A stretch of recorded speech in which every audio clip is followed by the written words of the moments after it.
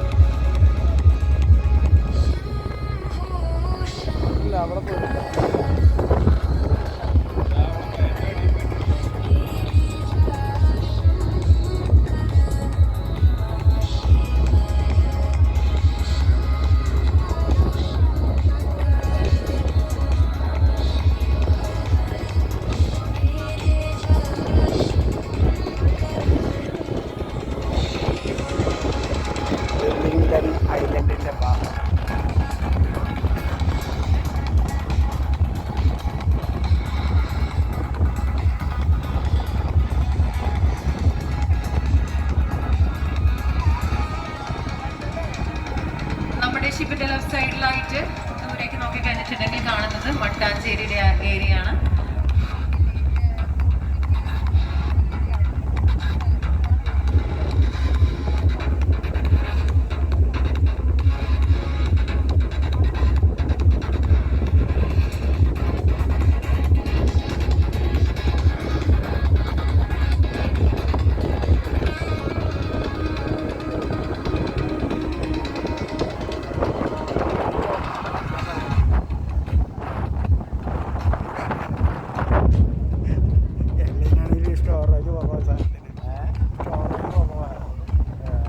Charge കഴിഞ്ഞു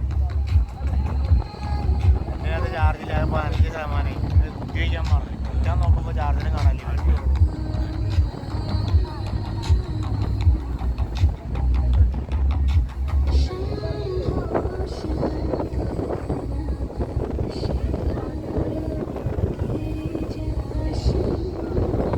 നമ്മുടെ ഷിപ്പിന്റെ left സൈഡിലായിട്ട് കാണുന്നത് മട്ടാഞ്ചേരിയുടെ ഏരിയ ആണ്. ദൂരേക്ക് നോക്കി കഴിഞ്ഞിട്ടുണ്ടെങ്കിൽ ഒരുപാട് ഫിഷിംഗ് ബോട്ടുകളൊക്കെ കാണാൻ സാധിക്കുന്ന ആ ഒരു ഏരിയ ആണ് മട്ടാഞ്ചേരി എന്ന് പറയുന്നത്.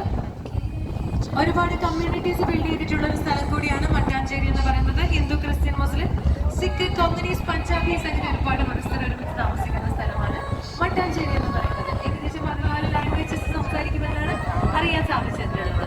ഷിപ്പിന്റെ ലെഫ്റ്റ് സൈഡിലായിട്ട് കാണുന്നത് ഇന്ത്യൻ കോസ്റ്റ് ഗാർഡിന്റെ കപ്പലുകളാണ്. ലെഫ്റ്റ് സൈഡിലായിട്ട് കാണുന്നത്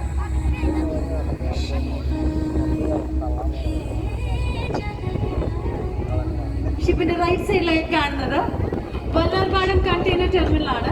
ദുബായ് ബോട്ടും കൊച്ചിൻ ബോട്ടും വരെ സംയോജിക്കുന്ന സ്ഥലമാണ് വല്ലാർപാടം കണ്ടെയ്നർ ടെർമിനൽ എന്ന് പറയുന്നത്.